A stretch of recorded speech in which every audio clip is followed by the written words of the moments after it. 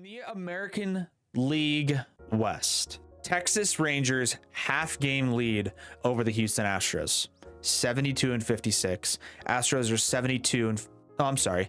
Rangers are 72 wins, 54 losses. Houston has 72 wins, tied with the Rangers, but they have 55 losses. So they have one greater loss than the Rangers do, putting them a half game behind the Rangers.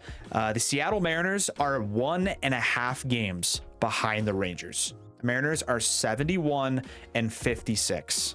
They are 8-2 in their last 10. They have won, I think they're like 17-4 in their last 21, something ridiculous. They are on fire, and I honestly didn't see it coming. I pronounced them dead earlier this year.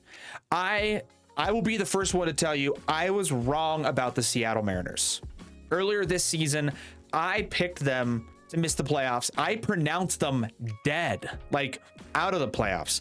And I don't really know how you could blame me, just because they just hovered and sort of floated around 500, bounced under it, won a game over it. They never showed me the life that they're showing right now.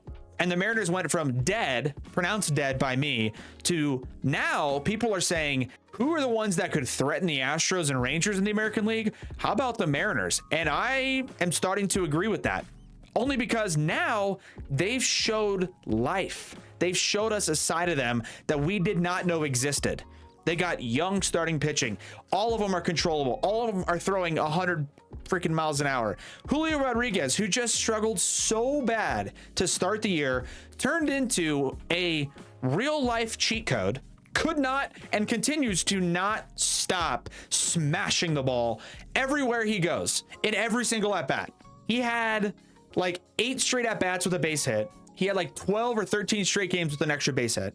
His batting average jumped like 27 or 30 points in a week. Like it's crazy what has gone on in Seattle.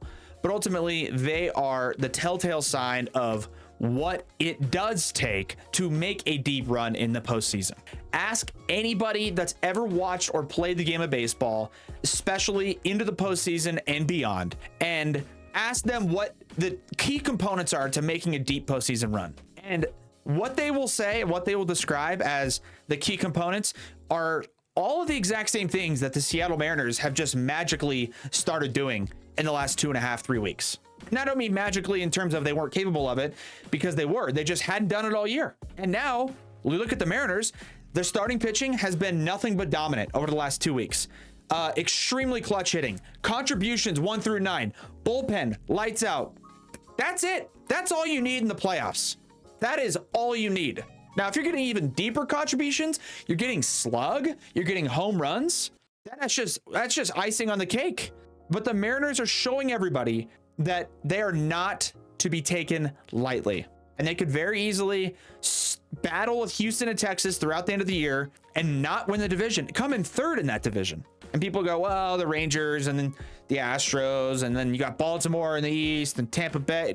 And then we look up in the World Series and it's the Seattle Mariners representing the AL. Very easy could happen. I almost would make them as my pick at this point if they maintain this high level of play. I would. I think the Mariners are legit. Their pitching is unbelievable. And they have all these, like, they have all this like vertical approach angle for starting pitching, or just pitching in general. Team pitching, and yeah, we'll just go by ERA. Who could that be? Well, the Blue Jays are 1. Just talked about them against the Baltimore Orioles in depth and potential deep postseason run in the American League East.